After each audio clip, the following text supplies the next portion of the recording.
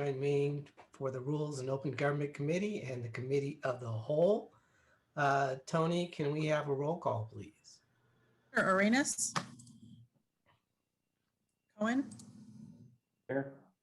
Davis? Here. Morales? Here. Jones? Present. Thank you. Oh, and Arenas just came on, so you have everybody. Awesome. So we're going to start out with the council meeting agenda for Tuesday, March 9th. And we will start at page 4 and 5. I think isn't closed session starting at 9 a.m.? Yes, that's correct. That should be 9 a.m. for all closed sessions for the month of March. Okay. Thank you. So can the maker of the motion make a note of that? Thank you, Councilmember Davis. All right, so that's 4 and 5. Pages 6 and 7.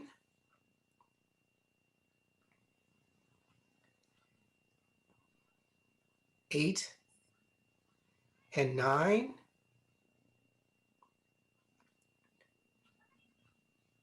10 and 11.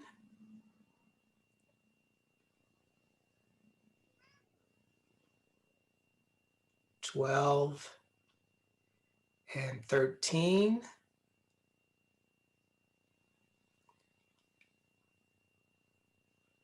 14. And we have an ad sheet as well. And I'm going to go to public comments. And we have first speaker is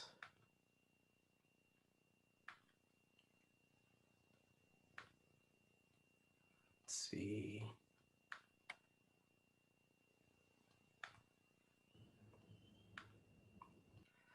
Number that ends in 4963. Yeah, hi, Martha O'Connell, Golden State Manufactured Homeowners League. I wanted to put an issue back on your radar screen that the administration said they didn't have an update on it, and this is whether or not mobile homeowners are eligible for the rent relief. They said they were going to check because a new administration is here. I have not heard anything. I know my council person, Pam Foley, brought it up a few weeks ago. So if you could find that out for us, it would be great, because I'm getting a lot of calls from concerned mobile home residents who want to know if they are eligible for the rent relief as our apartment dwellers. Thank you very much. Thank you, Martha. Next speaker is Blair Beekman. Hi, Blair Beekman here. Happy Wednesday. There's two items I'm interested in this week. One is on the cranes, and one is on the San Jose Community Energy. With a crane issue, I hope that in the lease that, from all the previous months of seeing what we can, or limits could be with building heights issues, it was a bit exasperating and large what I felt we're shooting for, but it was from that hopefully that can help develop a good crane policy, and that can only be for a 6-month period at most. I don't want to be able to lose Brazil as a future destination point in the future, and the same with Southeast Asia and Asia. So thank you. Good luck in your work on this. With my minute remaining, I wanted to try again to clarify, I've been, and a lot of other people have been talking a lot recently about preparing for natural disasters in the Bay Area and San Jose. And thank you for the words of Councilperson Perales, who's been speaking about it recently. And just everyone, just yesterday talking about the ideas of equity in preparing for such events. So that was really important, meaningful work. I hope we can really continue that effort. And from my own end, however I'm learning, I don't mean to scare, and I don't want to do that. I'm attending many government meetings, and they're offering information about if you look into, say, community energy, and they have to prepare for the next 5, 10, 15 years into the future. So I'm drawing my own conclusions. They might not be fully correct yet, but I hope you can have patience as I work that out. And just we need to be prepared for natural disasters. Thank you. Thank you. Paul Soto. Paul Soto from the Horseshoe. Good afternoon, Council. I'd like to piggyback on what Blair was saying, that yesterday was a conversation that I heard from Perales, Arenas, and Esparza. These words and the context and what what was accomplished yesterday in elevating the historical injustices that the Chicano community has experienced here in San Jose over the last 100 years. What was articulated yesterday, there is no precedent for that in San Jose history. So I really want to make that critically clear, and not to compliment anybody, but simply just to state, just thank you, because it is absolutely necessary.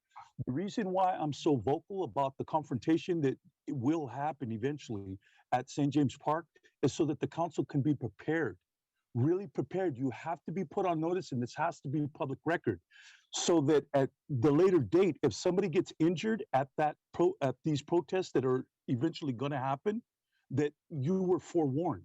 You have to accept the responsibility that this is going to happen in your city. Okay, that this is just without a doubt. That's number one. Number two, with respect to 4.1, police reforms deferred. This is the second time already. I'm telling you, Martin Luther King stated explicitly, the riot is the language of the unheard. Justice deferred is justice denied. We really have to be careful, because Martin Luther King Jr. gave us, who was an expert at protest, he gave us the blueprint of what manifests in the riot, that it has the DNA. And I see that DNA becoming more and more clear and evident when you look at things in the microscope, when you're looking at city policies. Thank you. Thank you, Paul. Bring it back to the committee, again, with the maker of the motion, include the 9 o'clock start time as well as the ad sheet. I'll move the agenda with the 9 o'clock start time for closed session and the ad sheet. Second. All right, it's been moved and seconded. Tony? Arenas, Yes. Cohen, Aye. Davis, Aye. Perales, Aye. Jones. Aye. Thank you. Okay, next up is the council meeting agenda for Tuesday, March 16th.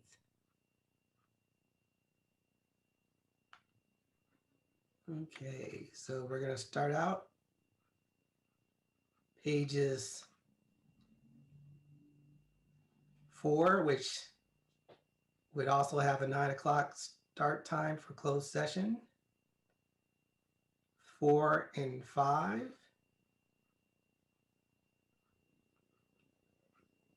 6 and 7.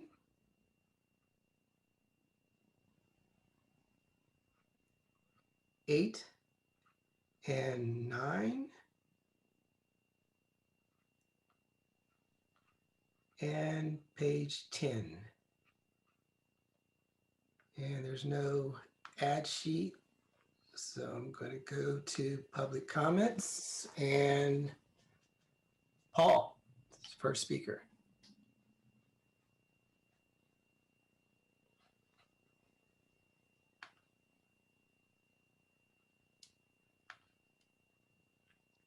Paul Soto from the Horseshoe. This isn't posted on the website, so I wasn't able to access it. So maybe because I like to come prepared, I read the memos, I read everything that is on there first, and I didn't have the opportunity to do that as a citizen, to read 316's agenda. So in the future, if you're going to have a rules meeting, it would help me if, like, you had both of them at least posted so that I can access it, so that I can be a more informed contributor to the city's business. Thank you. Thank you, Paul. Blair?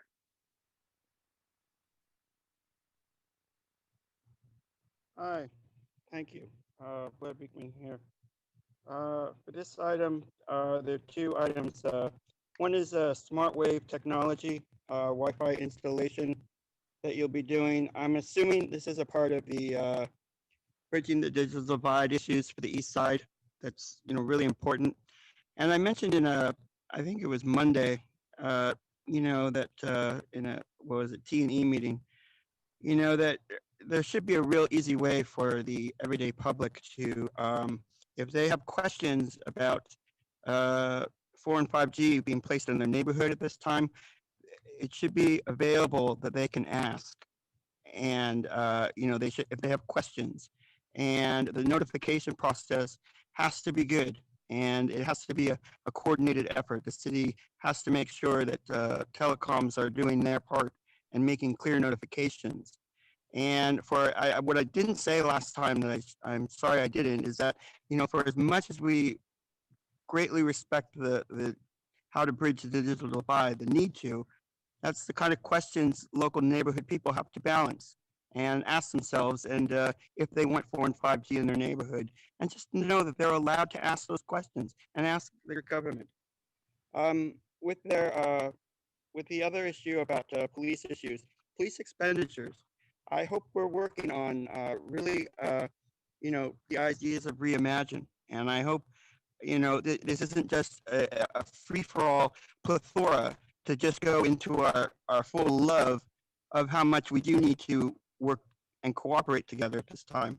I mean, there's no denying that that's what the future of Reimagine is, but we have to have some guardrails and guidelines towards that. And one of those things is really how to begin to limit police budgets, basically. And I'm sorry for those words, but that's kind of in the ballpark of how we have to be thinking. And so, we have to have important guidelines in our work of coming together at this time. So thank you. Thank you. Bringing it back to the committee, Councilmember Cohen. First, I think that the police items should probably have a time certain on them. I'm not sure, maybe whether we want to do that right after dinner or do it maybe at a 5 o'clock time. I'm not sure what the rest of the committee thinks about that, but I was thinking that those would lend themselves to a time certain, since there'll probably be a lot of interest in that topic. And maybe the two together, one right after the other. And putting them with 4.1 being time certain and 4.2 to follow right after would make sense. The other thing I just wanted to ask about was, and asking staff, I know that we had said that we were going to try to aim for a hearing on the water district rate increase sometime in March. So I'm just curious, is that on the coming soon, or is it, are we still trying to get that scheduled with the appropriate people to come? Do you know when that might be coming to a council meeting? A great question. So we're working on that now with environmental services staff on bringing that forward either on the 23rd or the 30th. Okay. And then as part of, you'll see it rules next week, we do have a joint meeting on March 19th with Valley Water, in which we're asking them to talk about water supply and wholesale rates as well as part of that conversation. So there'll be kind of 2 bites at the apple for the council for that conversation. Okay. So Councilmember Cohen, what were you thinking about a time? Maybe I'm leaving it open. I mean, certain for the police, and maybe I'm trying to see whether the other items are long enough that probably with the city manager report and the budget and the retirement item, and I don't know whether that means that those will go long enough that we should probably put this after dinner. I don't know what the rest of the council thinks about how long those items will take, and whether it's better to go 5 o'clock or better to go like 6:30. So either one is okay with me, but I was just thinking that those two, that 4 should have a time certain.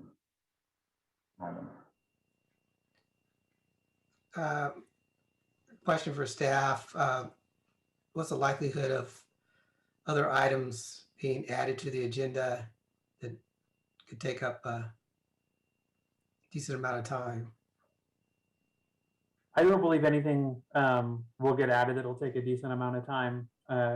We don't have a 3.1 scheduled for the 16th, so the items before consent, the budget message, which I don't know how long that'll take, as well as we do have a presentation as part of the retirement plans pension, but it's a short presentation. So up to the committee, obviously, but don't know based off of this agenda if you would make it all the way to dinner time with the other items.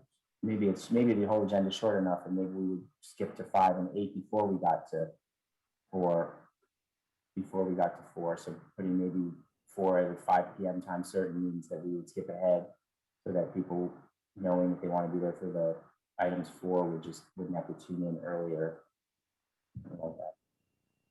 So maybe 5 o'clock for item 4.1, and then we can finish the rest of the agenda if we have time to, and then come back to 4.1. Yeah, except there's not a lot after 4 point, Okay. but in 4.2 as well. So I guess that's Kind of our dilemma here. okay. Well, I mean, maybe there's no reason to do time certain because it's a short agenda. I'm not sure. I was thinking that maybe items 3 could go long, but maybe they're not going to. Well, Yeah. definitely is throwing darts, Councilmember Cohen. So I don't have a good answer for you because I'm always wrong when I try to predict. So why don't we hear from our other colleagues, and we can land on something.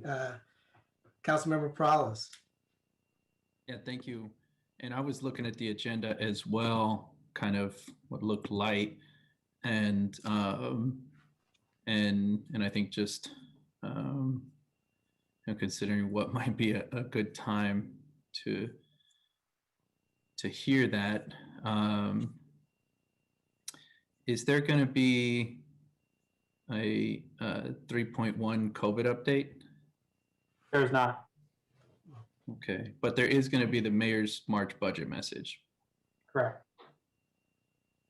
And just as a reminder, council member, or all of you, you do have another bite at the apple next week with this agenda as well. So if additional things come to light, you always have the flexibility of changing the time certains and the flow next week as well. Yeah. I might suggest maybe we make this decision next week, and I'll say where my head's at. I think if this may be a good opportunity to utilize the not to be, heard before that we've talked about before, that is not always, the best option. But in this case, because we think it might be a light agenda rather than a time certain, it may be, hey, not before 5. And so if we did sort of speed through the agenda, at least we're not holding this off till 6 or 6:30. So anyways, that would be my suggestion, because I would agree with Councilmember Cohen. This will be of interest to our community. And I think if we pick the 5 p.m. hour, that's just a little bit more reasonable, as we've noticed in the past, for more participation, something right after 5, after 5:30. But I do think we can make that decision next week to solidify it in case anything else does get changed or added, or we get some more information.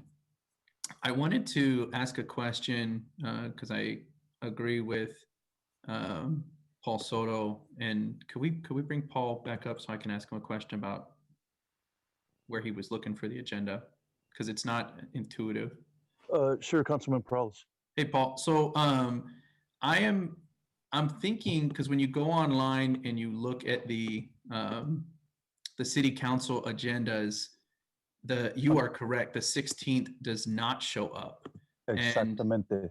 And so it is not intuitive where it is at. And that's what I wanted to mention, was that where it exists, unfortunately, is actually you have to go under the Rules and Open Government tab on the website, and then you have to go into the today's meeting, the March 3rd agenda, and then when that agenda pops up, you have to click under the item, A2, which would show the agenda for March 16th. So I'm assuming that's too hard, man. that was the challenge for you, right? I'm guessing is you didn't. Thank you. Thank you. Okay, thank you, Paul. I just wanted to clarify before I assumed I knew what you were doing. I wanted to clarify that. So thank you, staff, for letting him help clarify that. I will just say to staff, as I've just kind of highlighted, it is not intuitive, and so for community members, that may want to go on and see, hey, what's happening on the on the agenda on the 16th for council.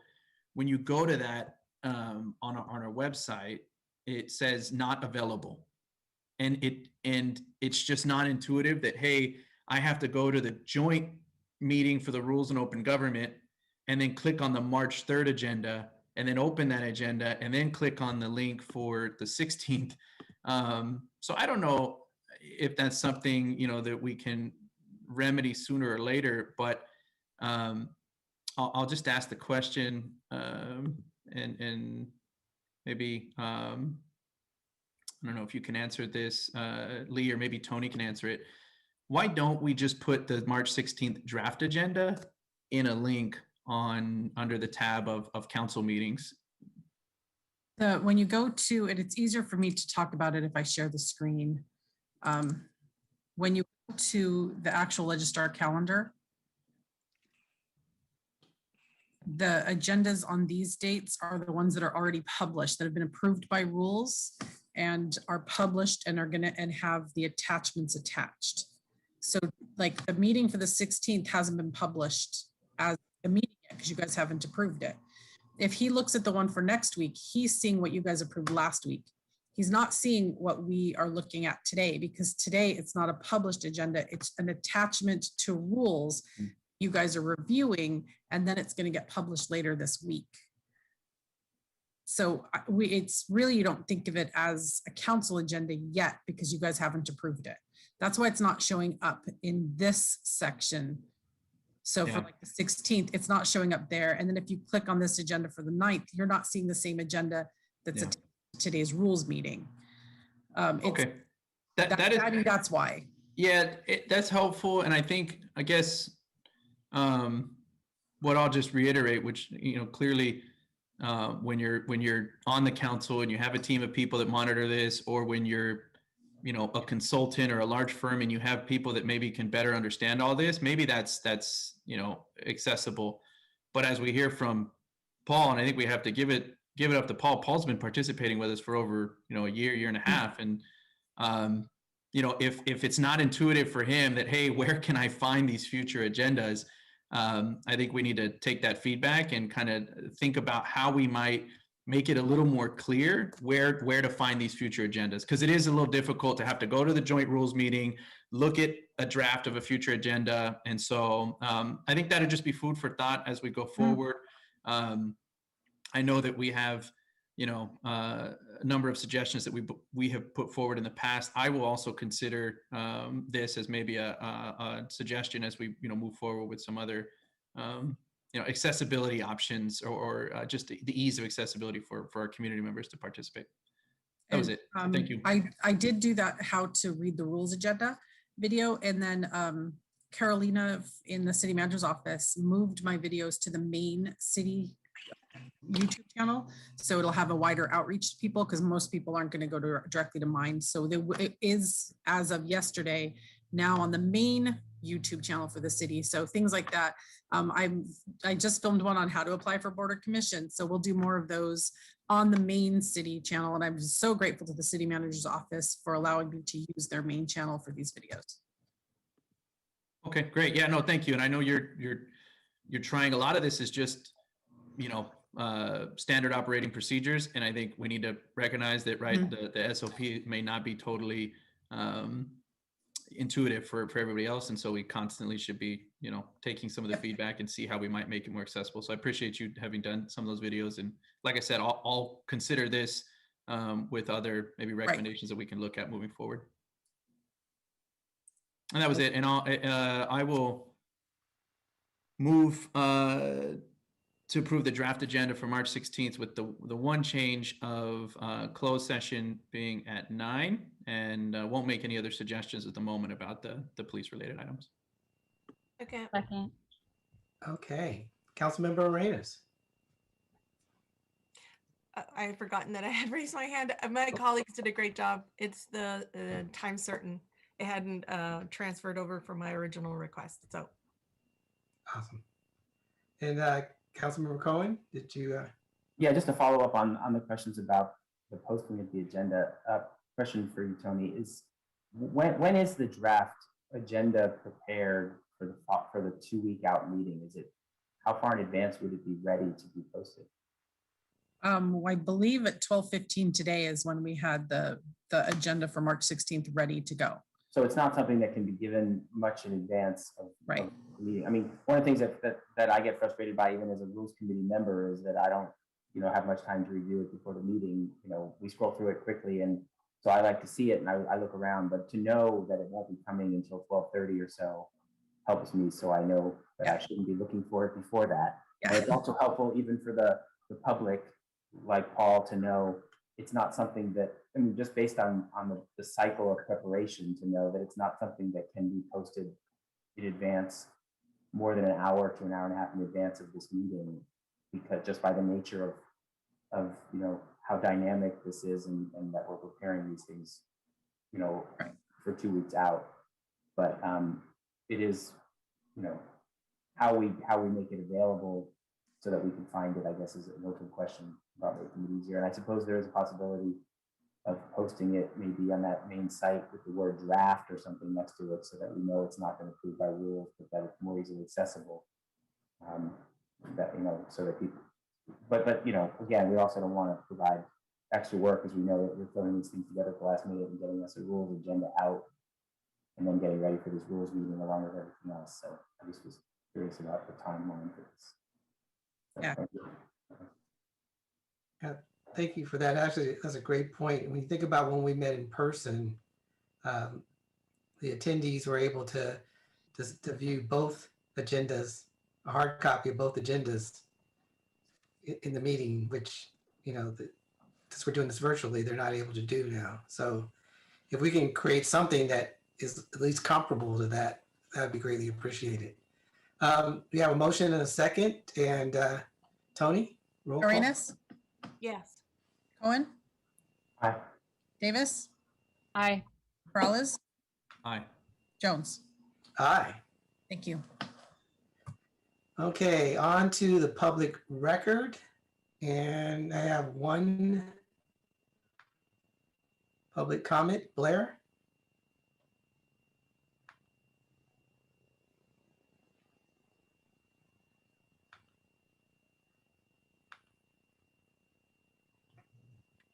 Go ahead, Hi. Blair. Thank you. Blair Beekman here. My public record letter this week was to mention once again my hopes for Anthony Mata to become the new police chief. And I've described to you my feelings many times now, how I feel that I hope he's the right person for the job. I really think he can really address the sort of future of equity and reimagine that is the better parts of those terms. And I think he'd be amazing at it. And so I'm really hopeful. I'm learning other candidates as well. And so I'm hopeful for Deputy Chief. He's put in a lot of years, and he's been around a lot of San Jose SJPD functions to prepare for such a role. And I think he's the right person for the job. I don't quite know if he's too much of an insider. I don't quite have that information, but from what I understand, I feel he can be just a really mellow choice. And that's what I'm so interested in. I think he can do something incredibly mellow, yet at the same time, really, I guess to use the word transformative. I think he can help be a part of that process for the next decade or two that could be really, really interesting. With 40 seconds, I wanted to comment a bit, if I could, on the agenda issue. I always have to, between 12:30 and 1:30, each Wednesday, I'm just holding my breath, just waiting, and I have to wait until that's when they put it in into the agenda items. And, it's a bit of I don't know how if you can change with that schedule a bit. A very good idea by Councilperson Cohen that you can just simply label something draft in the future. But I don't know how we can get by, they don't finish it until 12:30, 1:30 Thank on you, Blair. Wednesday. Thank you. Person with the number ending 5140. Hi there.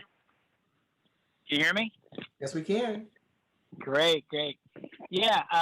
What we need is really don't need another police chief.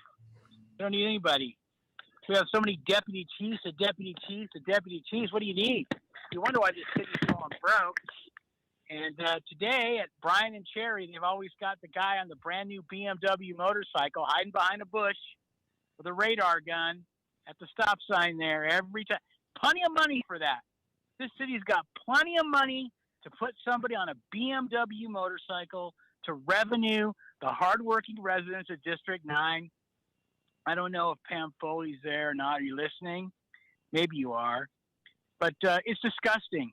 It takes an hour for them to come out when there's something serious.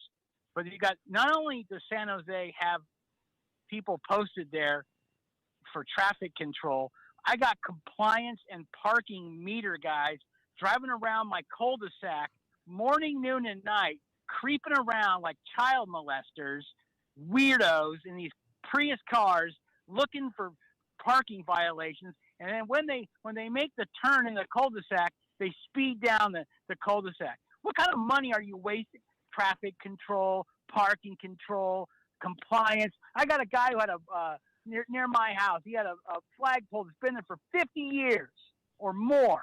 It's an inch too high, and you guys come by and give this guy a citation, but four doors down, there's the thin blue line flag flying even higher. Who are you people? You guys should be ashamed of yourselves how you run this city. I'm at the Rose Garden right now, and I'm looking around at dead grass. I'm looking around at a half-painted fountain that finally is working. You guys need to take care of this park. You guys need to take care of other business besides being on my. Thank you. Ricardo? Go ahead.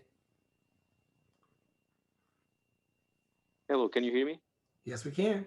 Hi, my name is Ricardo. I'm a resident in Communications Hill, and I just wanted to show my support for a memorandum that Council Davis and Esperanza are writing up about the illegal street shows that are happening. Ricardo, we haven't gotten to that item yet, but okay. You'll get another bite of the apple. We'll get there soon. Okay. Sorry, I didn't know what. Okay, thank you very much. No worries. Okay, we're going to bring it back to the committee, and if I can get a motion in a second. Motion to note and file. Second. All right, Tony? Arenas, Yes. Cohen, Aye.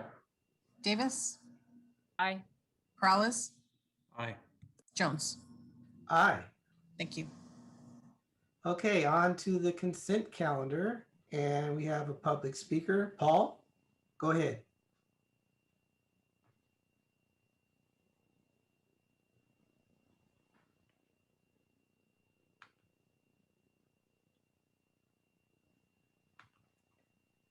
I guess we lost Paul.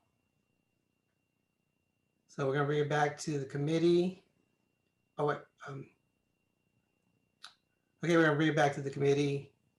So can I get a motion?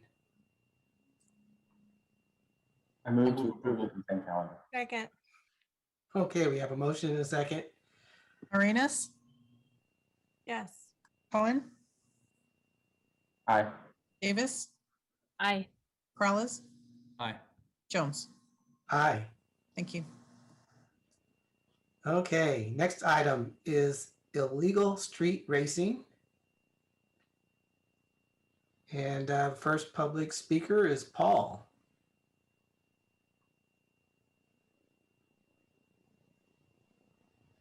Go ahead, Paul. Okay, good afternoon. I agree that this is something that needs to be addressed, but what I'm asking if Councilwoman Arenas and Esparza can include in the memo from where cities from, but also like racial. Paul, because really, to tell you the truth, hey, Paul, you're breaking up on us. all I do is do this. We ride low and slow. That's just how, that's just our get down. And hey, Paul, that here to be collected because it. We lost Paul. Paul, raise your hand again, and we'll get back to you. Person with the number 5140.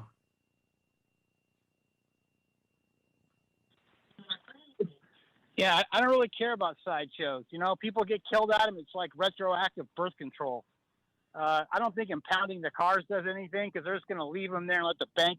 They're going to go bankrupt and not even care if the cars. You guys are going to be stuck with a bunch of hoopies in your back lot there at the police department.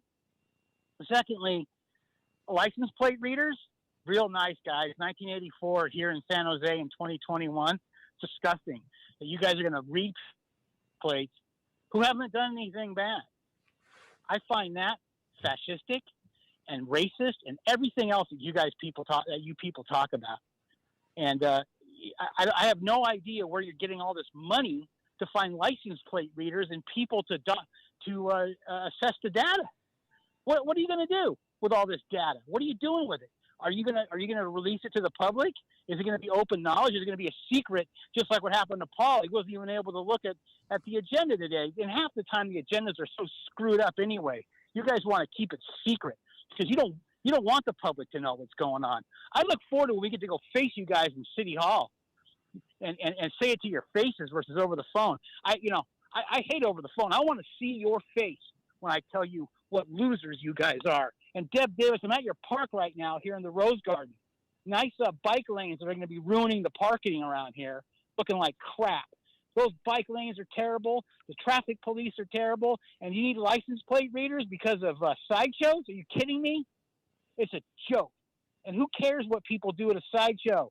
I don't care. It doesn't affect me. And who does it affect? What, they get hurt or killed when they're watching the thing? Who cares? Let them do it.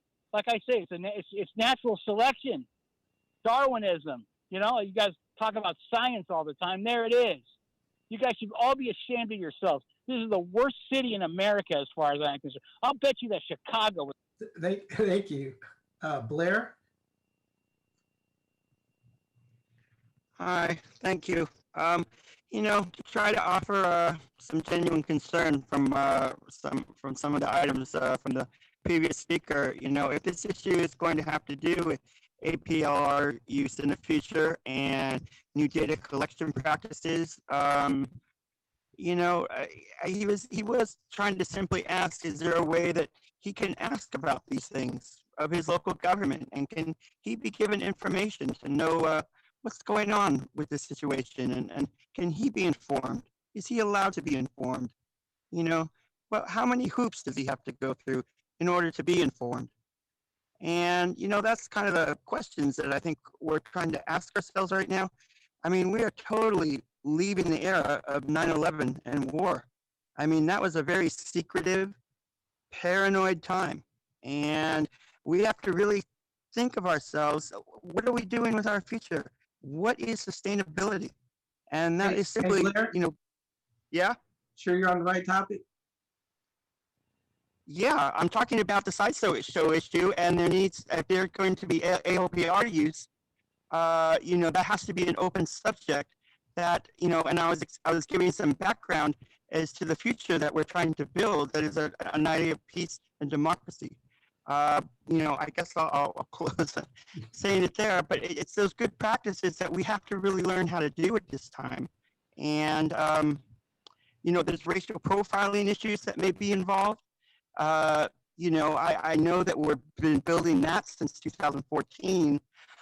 keep on with those good efforts. We have to continuously look at that and build and make positive, good applications of that. And for the for that street racing community, I hope they're hearing this and seeing what is open and possible at this time and work for that. Thank you. Thank you, Blair. Ricardo? Yeah, so can you hear me? Yes. Okay, excellent. Yeah, no, so I'm a resident on the Communications Hill, and it's facing an intersection where for a couple of months now have been the target of illegal street side shows. And I just want to show my approval for the memo that council members are preparing. I fully support the license plate readers, as long as those readings are done in the same time frame, etc. Right? But I think that we need to find a way to de-escalate this issue, because it's crazy. I mean, I wake up at 1 a.m. in the morning with dozens of cars revving high. All the people get woke up. So it's crazy to have people discharging firearms in the street, right? So I urge the council members to find a way to try to de-escalate the situation before it gets worse, right? It's a risk for anyone that gets caught in the middle of a bystander that gets caught on the middle of those shows without being able to drive away, or I mean, and for the residents on these areas, I mean, it's very stressful events, and I urge the councils to come up with some solutions. And I fully support the memo that is being redacted, and the measures like the license plates, maybe putting some roundabouts on those intersections, or some other speed bumps, or any other devices that prevent or asphalt that damage the tires, or something, some technical solutions. So yeah, that's it. Thank you, Ricardo. Paul, go ahead. Yes, thank you. I really need to preface what I'm going to say. I'm about safety. I'm a bike rider. I don't need a 3,000-pound car driving erratically while I am on the street. I'm a bike rider. I'm on the street every single day on my bicycle, okay, getting to and from where I need to go. So I'm about that. However, the hijacking of, in the name of safety, inserting technologies that are going to be abused. These are going to be abused. What's going to happen with these license plate readers in the name of safety and drag racing? I know that that's the premise. But what has happened historically with this police department is that any tool that they are given, they abuse. Okay, because the philosophy of technology is that it is better to say I'm sorry than to ask for permission. It is better to say I'm sorry than to ask for permission. This is the philosophy. So what they do is they use an issue like this to leverage power. Street racing, innocent. We need safety. Who can argue with it? Let's use that to leverage the insertion of these technologies. Now that the technology is there, we're going to use that, and basically we're going to use it to everyone on the street is a suspect until proven otherwise. And so we're getting into the realm of racial profiling, and it's done like this. This is the blueprint of the San Jose Police Department. This is how they do this. This is how they get things done. I'd love to debate about it because I'm well informed about how the law does this, because I've been a victim of those kinds of policies inserted in the law, the arrests, and the courts. Thank you. Thank you, Paul. Bring it back to the committee and Councilmember Perales. I'm happy. sorry. To, yeah, I'm happy to have defer- Councilmember Spiza kick it off. Go ahead. Okay, thank Go you. ahead. Should I lower the hand? Okay. I thank you for for today, we all know that a picture is worth 1,000 words. And so I wanted to include a 1 minute of a video. So if Henry, if you could start that, it's just a minute of the video, please.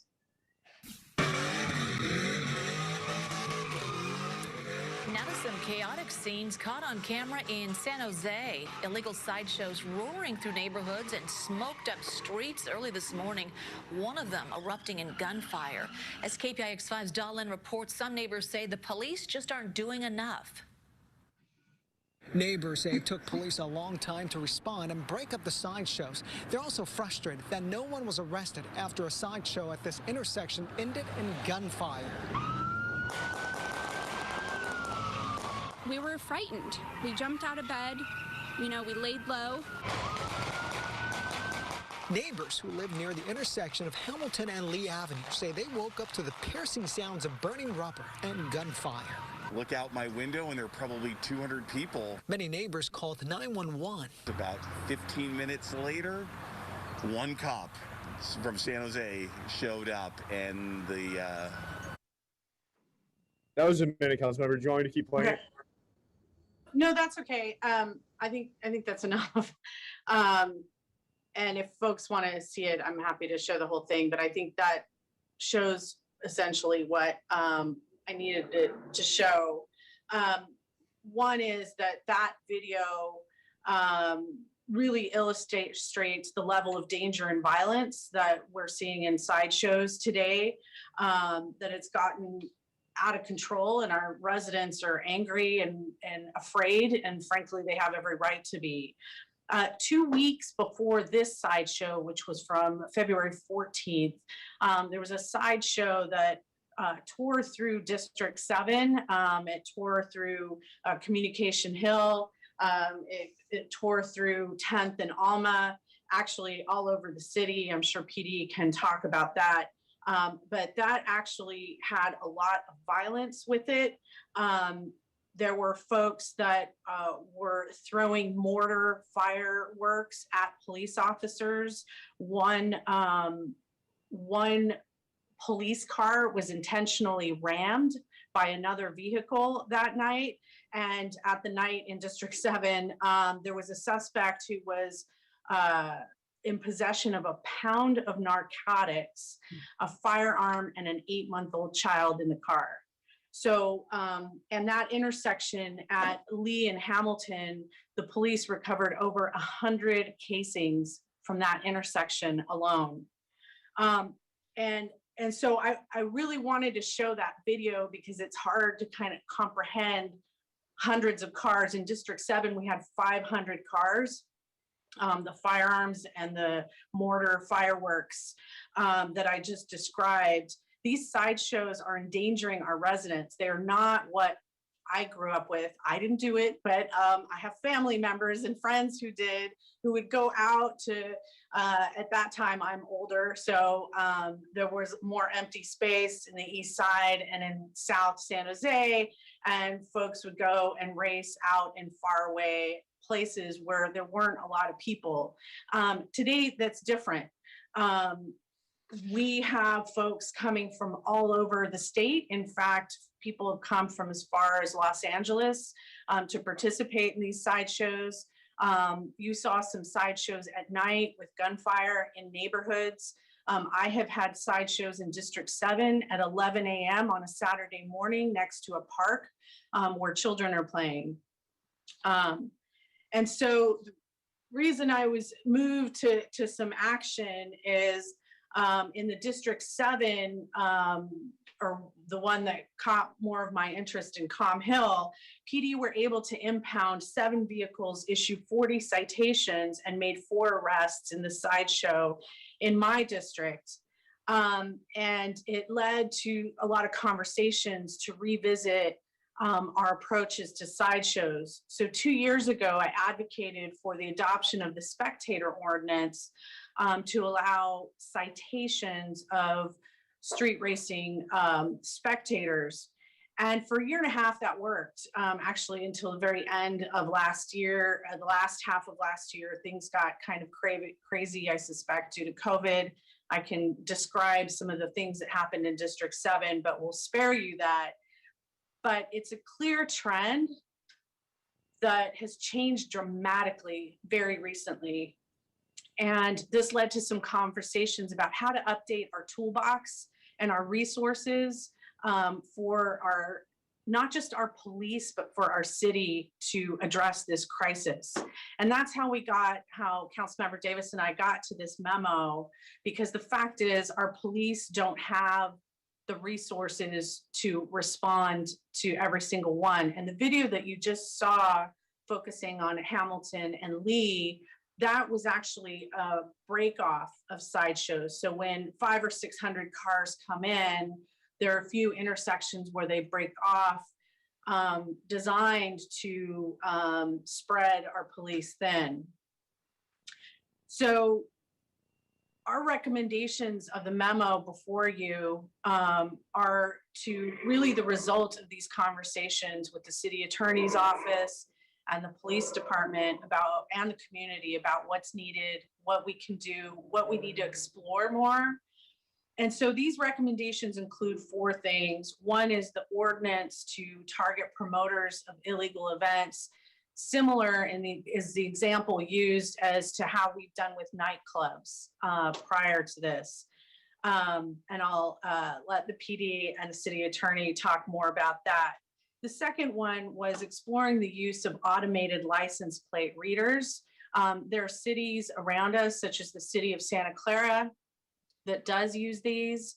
I'll let PD and the city attorney talk more about the city's privacy policy and our privacy committee. We just voted on the UASI grant and had a discussion about that.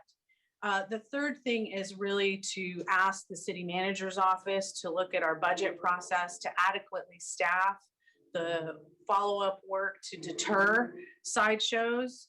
And then the fourth thing is to explore the formation of a multi-agency county-wide task force that includes the California Highway Patrol, the Sheriff's Office, and the Santa Clara County Police Chiefs Association. I will add one more thing that I have had some conversations with DOT, and DOT is piloting a build out in District 8. I think that's very tough to do at some of the intersections in our city. And so we really need to see how that pilot works. But for example, I'll leave it to Councilmember Davis to give her opinions on how she thinks that would work at Hamilton and Lee. I suspect not. That's a pretty major intersection. Lastly, we know how stretched our police department is. And in addition to these events putting people in the immediate vicinity in danger, it really puts our whole city in danger, because as we've talked about many times, we are the most thinly staffed police department police department of any big city in the country, and it pulls officers away from all over the city. So people have to wait that much longer to have their emergency responded to.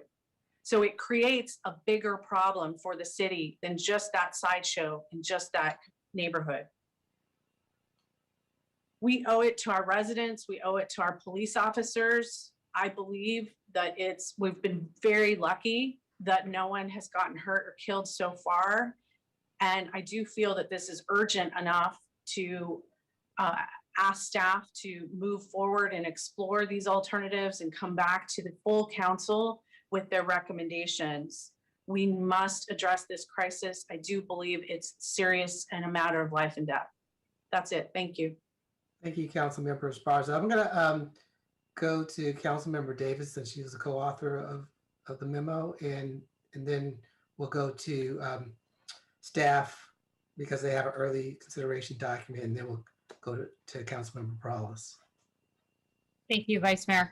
And I want to thank Councilmember Esparza for working with me and working with my office on this. That video was in my district, and it has been a growing issue, frankly, over the last year in other areas of my district as well. And it's just, it's really disruptive. It happens in the middle of the night, and it's very scary, as you heard from one of the people in the video. You get woke up in the middle of the night hearing gunfire, and it looks like they're in the video. It's kind of a little bit hard to see, but the residents said they were shooting into the air. Well, stray bullets can go anywhere. And so it is very scary for people living at those busy intersections to have that gunfire. And then the aftermath is tons of litter. There's vandalism to private property happening at the same time. And of course, the disruption in the middle of the night is a very scary experience. And PD has been overstretched. That one incident was not actually only one incident. There were 6 sideshows on February 14th. And I think there were 44 citations and 4 impounds. There were hundreds and hundreds of people at those sideshows. And it sounded to me, when I was communicating with one of the captains about this in the day after, it sounded like it was already a busy night for PD, and they were going from one to the other. And that's why the residents were like, we called and only one officer showed up. Why is that? Well, it's because there were multiple sideshows going on at the same time from like 9 p.m. to 2 or 3 in the morning. So it's really very disconcerting and very concerning. And I know that just the sideshow, there was one sideshow recently where illegal guns were recovered. I think that was in the last week or so. So the reason that we put this forward was for all of those safety concerns. And really it's the next step, as Councilmember Esparza was talking about. We made it illegal to be a spectator. That worked for a while. Now we have to go after the promoters. It's promoting an illegal event should be illegal. That just kind of makes sense. And I think, the more we can use technology, and we do have those privacy policy in place, and there's a procedure for that. The more we can use technology, the more it can help our very thinly staffed police department to impound vehicles, to enforce the law. And so that's why I was very proud to put my name on it. And I will say, I do think one of the things that we should add to this, and we can wait until it comes to council, or I can do it in the motion today, is to ask DOT to explore whatever kind of physical deterrence that they can.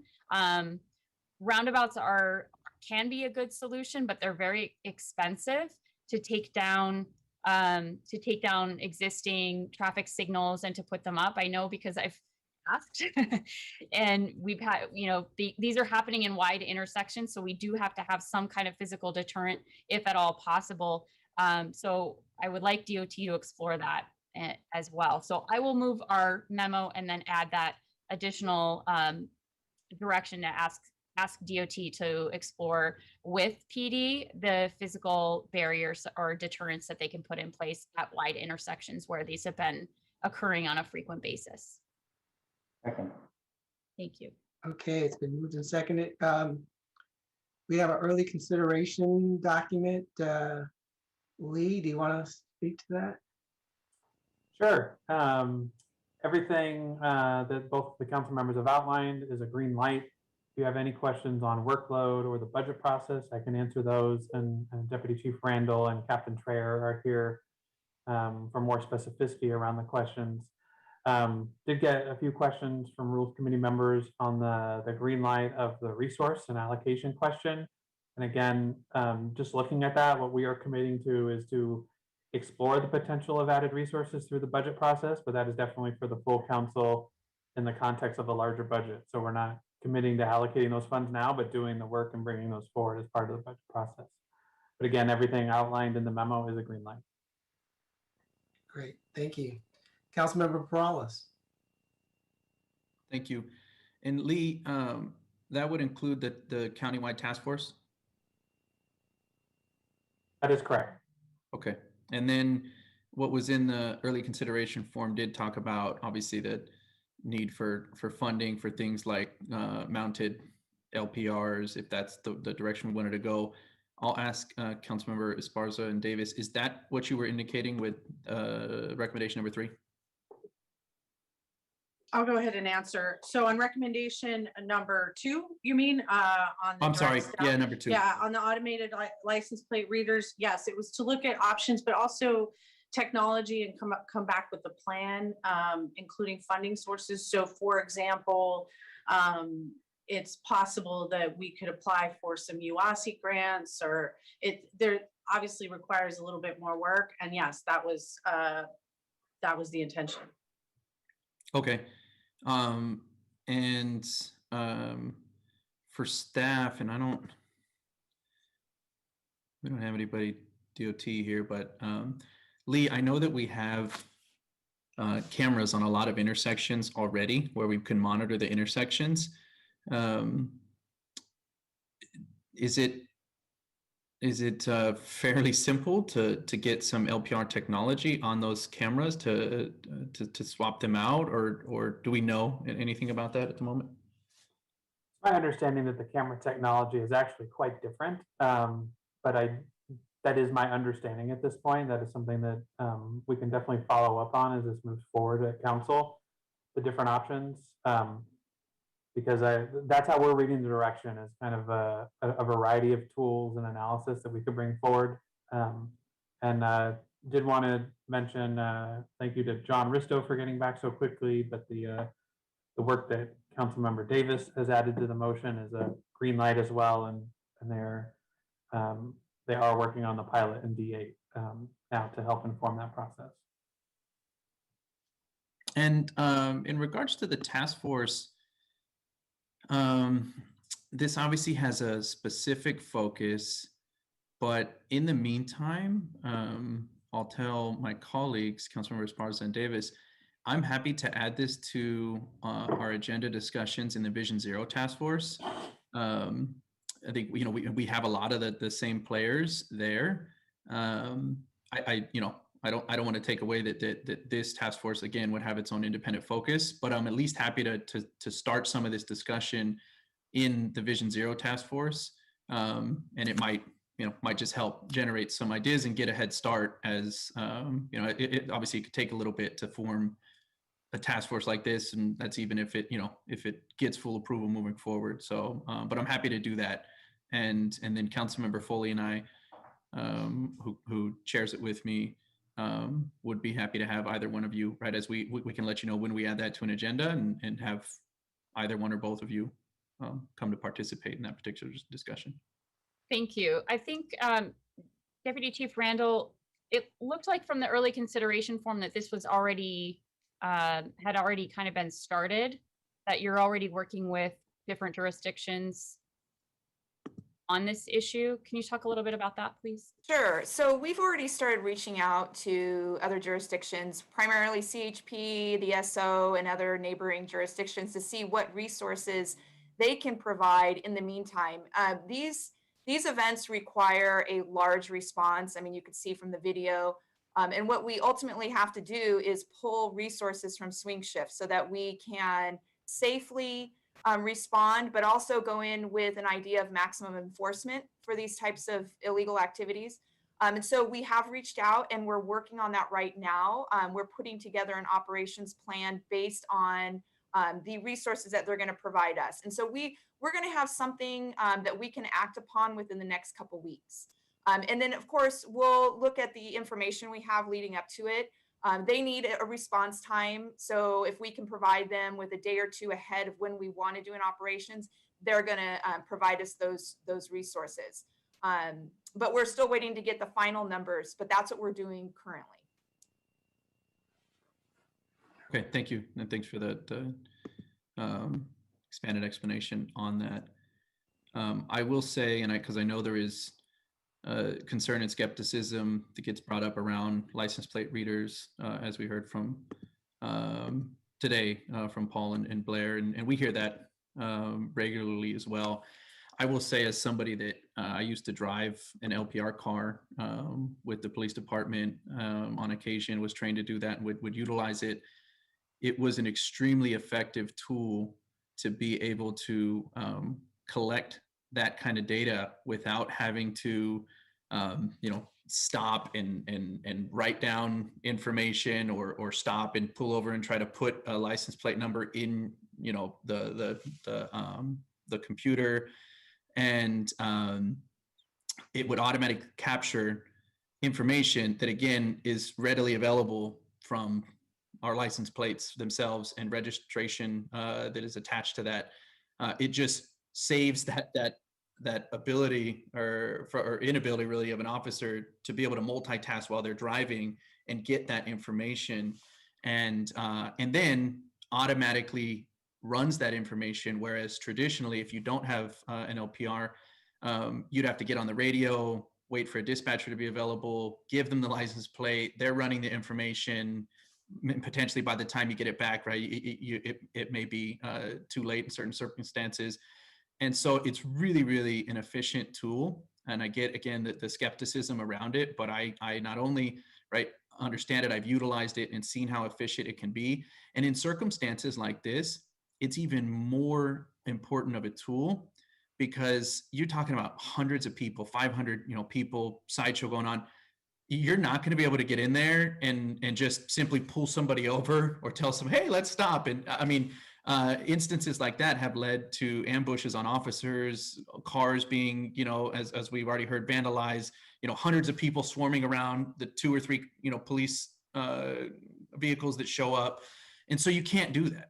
But if you have an LPR and you're able to capture the license plates of the vehicles that are participating, you don't have to cite them right there. You can do what our police department did in this last circumstance around Com Hill, which is follow up, right? And we may not be, getting somebody's car impounded that night, but if we can follow up with that a week later, that's impactful. And certainly that person that's been out there at the sideshow, right? They may have thought that they got away with it that night, and that's gonna have a rippling effect for their friends and the others that are participating when they start noticing that these cars are starting to get impounded and citations are starting to go out a week or so after the fact, because again, that's a safer time to be able to engage.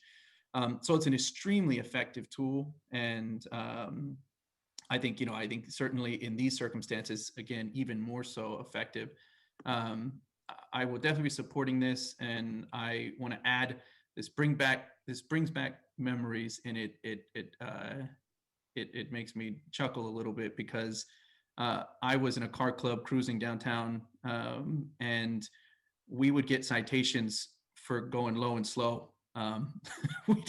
We get citations for literally making 2 laps around downtown, and I'll tell you, there was obviously at times that brought with it its own challenges. But for the most part, the car clubs that I was associated with, and the majority of the car clubs, were literally just out there cruising, going slow. And it wasn't that as an act in itself was not very dangerous. And I think, when you think about how heavily that was enforced over the years, and then in contrast to what we have now, there is nothing safe about a sideshow whatsoever. Nothing legal about a sideshow whatsoever, and it's certainly not low and slow. And I think we need to ensure that this does not happen, as it has been a growing concern in our city.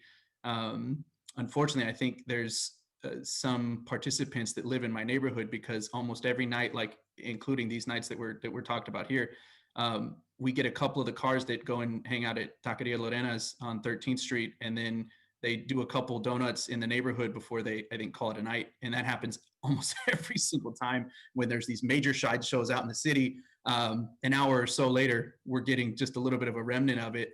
And there's just a lot of, I think, there's, at the moment, I think a lot of people are feeling very, very emboldened to engage. And that's why we're seeing this increase.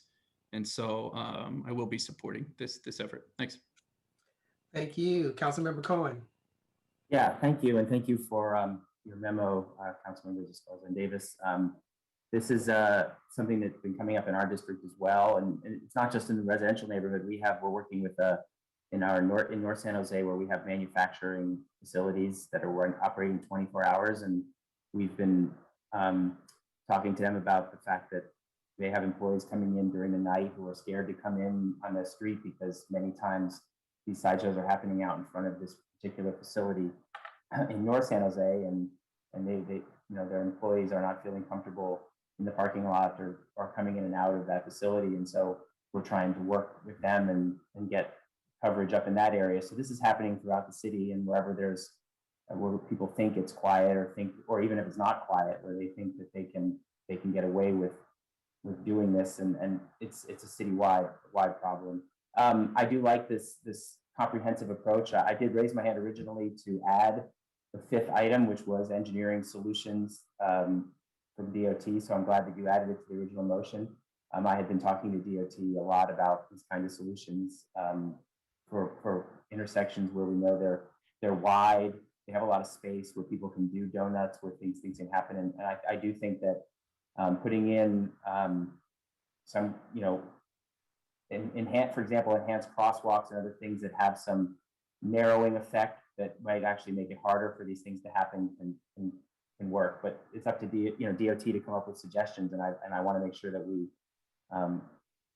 keep in mind the funding for this in our budget process going forward, because I think it's important to support this. I also, I think the countywide task force will be important because we need to be monitoring where people are promoting these things, and the countywide task force can help us in terms of monitoring the online chatter ahead of time. It's not just a matter of reacting, but being aware of where people are promoting these things, and maybe even having a task force that's out there watching and monitoring for where things are being promoted, so that our police are ready when these actors show up at these locations to take proactive action against the sideshows when they're starting. So I'm glad that this is a well thought out solution with a lot of different methodologies. And so I'm happy to support the memo and looking forward to some of the solutions that come forward. Thank you. Thank you, Councilmember Arenas. Sideshows, one of my favorite topics for my community members in Nextdoor app. Because we have, as you know, we're like twice or maybe even 3 times as big as like District 5. So we've got a lot of land, and then we've got a lot of stores, unfortunately, who have closed down over the years, and as of recently, throughout this last year for sure. And so we have more empty parking lots. I mean, they were huge to begin with, and so I get to see the car meets before the sideshows, and of course I hear the sideshows because we have roads that are wide and curvy and don't have any stop signs or don't have any lights to create any interruption for speed. And so it's the perfect formula, is like the perfect place. And police officers take a long time to get to our district because most of the things that are happening are in other areas. Unfortunately, Councilmember Esparza gets a lot of that crime happening in her district. And so the focus of a lot of our police officers are around that area. And in our Foothill division, which is separate from yours, Councilmember Esparza. So we do have a pilot that's happening because of these what was happening with our sideshows, where not only were they happening on these great streets that at one point were just the type of streets that were attractive and are now creating this issue of speed, but they're taking them into the interior of a lot of our residents because those streets are just as big. And so not too long ago, almost at the end of the year, and this was when Captain Todd was still our captain in Foothill Division, there were residents who created their own street obstacles. There were these raised bumps that they had, and we thought it was DOT, and we're like, wow, this is great, and our residents were like, this is great, thank you, Councilmember Arenas, for putting this onto our streets. And we had to do, okay, we're going to do some quick digging here. It was one of the neighbors who had mixed up some cement and created his own speed bumps out there, which was not ideal. But this is where we were, this is where we were at this point, because there was just too many. And, over the years, fortunately, we haven't had a death. I think the last death was about 2 years ago on White Road, and some years before that was on Yerba Buena, and some years before that, again on Yerba Buena. And it's usually involves young people. All of those that I've just mentioned to you involved young people, and some of them were underage. So we know the impacts of sideshows and car meets. Whatever tools that we have will make a better result, create better results for our districts, because they move so quickly. Unfortunately, have they quick cars? That's the point to all of this, right? Not nice and slow like Councilmember Perales. I remember those days too. Shouldn't we just reverse that cruising zone ordinance that we have? Maybe we should go back to the old days. Because with the Fast and Furious and just this culture that has been created, and I remember even when I was still single, I remember the Safeway on Capitol Expressway in Capitol. It is always jam-packed, and as a matter of fact, and it's usually the initial spot for a lot of car meets, because it's on the corner of a huge intersection. And we're talking to that Safeway, and this is another idea, because we're hoping that they can also get, I know it's expensive, but if we can find partners, or we can find grants like the ones that you were talking about, Councilmember Esparza, that we can have these kinds of technology, the license plate readers, maybe on a camera loaded in the parking lot of our Safeways, or our empty lots where they usually have all these car meets, because you have them all displaying their cars. I mean, it is a serious car show in the middle of the night. So that is something else that we're exploring with our Safeway. We're not there yet. They haven't said yes to us, but I think if we, in combination with finding some resources and leverage some grants, maybe they would be willing to say quickly say yes, so that they can also contribute to the solution in terms of these car meets that continuously impact their parking lots. So much so that you really can't go in there and go into Safeway and park to grocery shop, because it's taken over. It's absolutely taken over. Anyways, I will be supporting this memo. And Councilmember Davis, I think the idea is also for DOT to explore this pilot beyond my district. It wasn't specific just for my district, but because there was a lot of issues happening there, as in everywhere, right? We just happen to have a very proactive neighborhood that we're trying to discourage. And so, these build outs, I think and I'll tell you, this build out it's going to happen in June, and it's ballards and paint. And the other aspect of that is narrowing down the lanes and tightening up the intersection so that there's not enough space for those donuts, those famous donuts.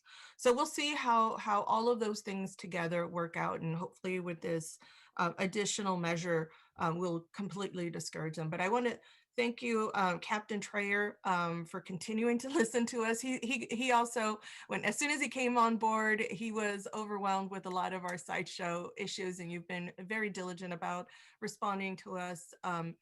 And so I want to just thank you on behalf of my community, because I know that they're just as grateful.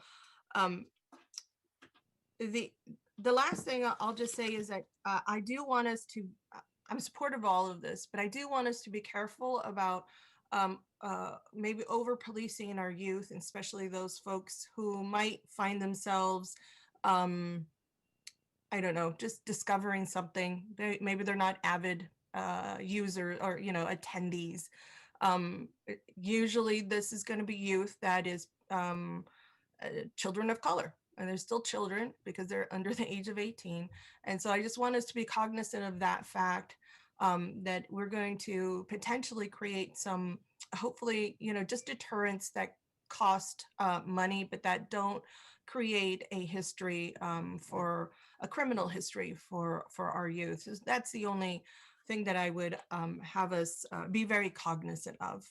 And maybe go back to, I think originally Councilman Perales at one point had offered a really great idea of having a place where people could actually do this on their own, like a sanctioned raceway. I don't know if we're there yet, but at one point or another, you know, all is fair in love and war, and it certainly sometimes feels like war. Anyways, thank you so much, Councilmember Davis and Esparza, for your memo and for being so proactive about this issue. Thank you. Thank you, and I totally agree with what was said. I want to also thank Councilmember Esparza and Davis for their memo. I don't think you can drive down any street or any intersection and not see the skid marks and the circles in the middle of almost every intersection. So it's a problem throughout the city, and it's something that we need to address. So I wholeheartedly support the memo, and I'm anxiously waiting to see what we can do to come up with some solutions, because this cannot continue. So we have a motion and a second. Tony? Hi, before I call roll, when did you want this coming back to council? I think I missed that. So I know the agenda is light in 2 weeks. I think it would be nice if we could have it in 2 weeks. Nora, can you offer some timelines? Because I know there's still a lot of work for the city attorney's office on this. So 2 weeks may not be realistic. If that's too tight, yeah, Nora. Yeah. We for the first one. Yes, we will not be able to have an ordinance, a draft ordinance in 2 weeks. It's just workload wise, and also it doesn't dovetail in too closely with the nightclub promoter program. So we're going to have to do some work. If we come back in 2 weeks, bringing to council, well, I don't know that there's anything to bring to council. Well, I think council has to give Nora the direction to draft the ordinance. Fine. We can't just do that at rules. That's true, and that's what I was wondering. If you're thinking about bringing this whole thing back to council in 2 weeks, including the other direction, I think that that would work. But we will not have an ordinance by that time.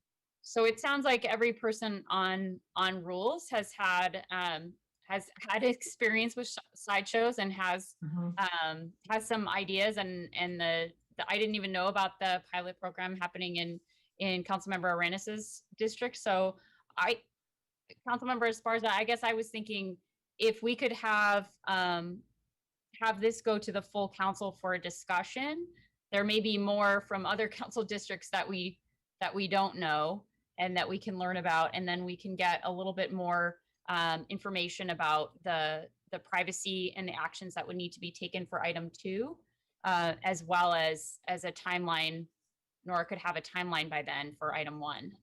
Sure. Yeah. No, I think it's fabulous. I think it obviously it's very urgent. I just defer to Nora on when she can have the ordinance, but obviously we have to give the direction as a full council for her to draft ordinance. Yeah. Right. So if we could come back, Lee, do you think 2 weeks would be doable for us to come back on this item for the full council to give that direction? I think as long as it's overall policy direction to Nora around the ordinance and nothing else in the memorandum, I think that's perfectly fine. I'd also like, if possible, when it comes back, to have that a little bit more about the privacy policy and how the automated license plate reader could be deployed and what that process might be. Are you nodding your head yes, Lee, or I'm trying to understand. That one might be challenging to get. It would just be a description about the process. Yeah. Sorry, go ahead, council member. So it would just be a description of the process. There was an allusion to that in the early consideration form about which departments would have to look at it, IT, Public Works. I can't remember the other, and there were two more, I think. And so just a little bit more about that. Yeah, I think it's fine for us to do that work. I am hearing from our agenda services team that 2 weeks from now is the 23rd, and you guys haven't seen that agenda yet, but it is quite packed. And that March 30th has a little bit more flexibility. So if you want us to do that work, I would ask for a little bit of flexibility and kind of agenda management. Sure. But we can definitely look at that. No problem. Okay. And I'd also, if Go I ahead. can just Sorry. say one more thing, I'm sorry if you weren't done. I apologize. I was done. I did want to also let everyone know, because it wasn't part of the discussion, but it is true that we have a spectator ordinance, and we've actually been getting requests from other parts of the state to get copies of it and find out if we're enforcing it. We had a little bit of trouble initially with criminal courts, partly because of the what's happening in the courts right now and just how jammed they are. But we are now finding that the judges are taking it very seriously, and so that's been a good change for our office. But it is probably what we are handling. These citations are probably what we are handling more than anything else right now on that side of our office. So. Okay. Tony, I had a question. Sorry, I raised my hand. Oh, sorry. On the license plate readers, can I get some clarity on where we landed on that? So I was just asking for a little bit more information that they alluded to in the early consideration form. Staff alluded to the process that it would have to go through. And so I was just asking when they come back to council to have that process fleshed out for us. Awesome. Thank you. Yep.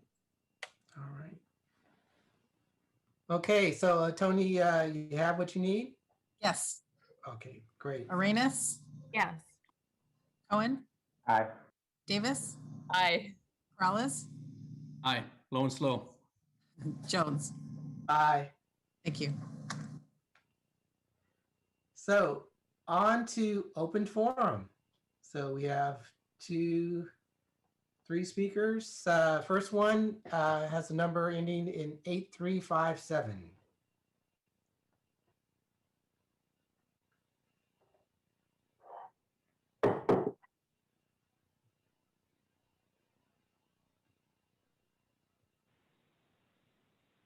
Hello? Yes. Hello? Oh, okay. Yeah, Paul Soto. I don't know what you're talking about, Perales. You talking about low and slow in the past tense? That's present tense, homie. That's present tense and the future. That's the only way to move. And what I would like to caution the council with is the fact that if we're talking about fortifying the officers and equipping them with everything that they need in order to keep the city safe, I would also venture to supply them with the money for SB 1421. By your own admission, Councilwoman Esparza, you stated clearly that there has been no injuries as a result of this. But I can guarantee you that the racist officers that were participants in that Facebook page, they have hurt some of your constituents. They have hurt them. They have beat them down because they're Chicanos, because they're Latinos, because they are immigrants. So if we're going to talk about the allocation of funds to the police department, it should be prioritized. The SB 1421 be primarily funded first and foremost, because and not only that, one of the officers, San Jose PD, said that he wanted to get the hijab of a woman and tie it into a noose. Now, I can only suspect and assume that what he meant is to hang her, is to lynch her. This is a San Jose police officer, okay? So I would venture to say that a racist police officer is far more dangerous to the public than a car so spinning around. And by your own admission, you said that there was no injuries, and there hadn't been no injuries. So it's from the citizens' perspective, we need your protection, but we need the allocation of funds for SB 21 first. Then we move on to the other things. Prioritization. Thank you. Person ending in the number 5140. Yeah, it never ceases to amaze me where you guys find the money for stuff like this. Thinking that you're going to make money off of these sideshows by arrests, citations, and impounding. People go, all you got to do is go bankrupt and they don't have to pay. And if the car is owned by the bank, well, they're not going to make the payments on it. Who's going to house all these cars and everything? You know, well, you got a license plate reader. Big deal. You got a license plate now. What are you going to do? What are you going to do when they don't pay? When they don't pick up the impounded car? You really think these irresponsible people are going to risk their car like that? I don't think so. They know exactly what they're doing. You guys are fools. And it's funny when these guys were drinking beer, I don't know, 3 or 4 years back. I don't even know if it was that long ago. It was after hours. The clubs were getting out, and San Jose PD got schooled by a bunch of people because they were harassing these guys for drinking beer in the parking lot. And then all of a sudden, here comes 25 SJPD Blue Boys. They were everywhere in their cars and their motorcycles. They were there in seconds, man, seconds. But something like this happens, you guys are out to lunch. But, you know, people have been drinking beer in downtown San Jose since 1777. This is a big deal. Oh no, there's a guy drinking beer. What are you guys going to do if there's a sideshow going on and 3 people are drinking beer? What are you going to do? Send 25 squad cars out? That was like Reno 911 that did that. It was so funny to see how you guys got schooled by 3 dudes. You guys are weak. Anyone in the police department who's there, you guys are a bunch of losers. I swear to God. And I saw one today near my house, hiding behind a bush with his brand new BMW motorcycle with a radar gun. What a loser. I called Captain Washburn. She still hasn't gotten back to me. Guy's sitting on Thank you. Blair?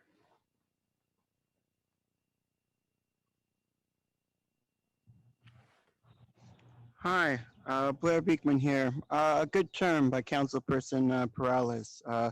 You know, low and slow from our past into our future. A new motto. Thank you very much for the words of Councilperson Arenas also. You know, she offered a really important perspective that I was trying to help with. You know, learn to invite the ACLU to this process. Learn to share that, you know, the car community, you know, and the situation, you know, they can be invited to this process and they can see that we're trying to address it fairly and honestly and offer choices, you know, that they can be a part of. And that's what I was trying to offer in my own public comment. This is a time of peace and to end war. And we can ask the questions of how to end continual war. And it's to invite them to that process. It's incredibly important at this time. And also to note, without being said, you know, Councilperson Perales brought up last week, I think it was, you know, when, for instance, Paul Soto and myself went to comment on a previous item, this time at public comment seems a time, you know, to offer maybe 30 seconds, half a minute, to really describe, you know, to offer a few ideas from the previous meeting. But current Brown Act rules, the way San Jose and the BTA are working, are not allowing that of the public. Thank you very much to Councilperson Perales, who wants to ask how to explore that issue and ways to do that. I just offered, you know, 30 seconds to a minute to kind of recap a previous item, and now I've moved on to a formal public comment topic. And I hope it's that kind of way that Paul Soto and I can be allowed to work. Paul did something of the same thing. You know, you kind of address the issue and go on to other topics. I hope that can be allowed in our future and that subtlety can be respected. And it's work. Thank you. Thank you. Shani?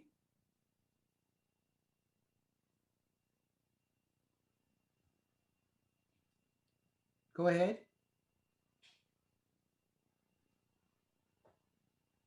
You're muted. Take yourself off mute.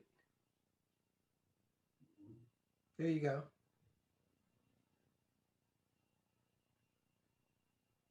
We can't hear you.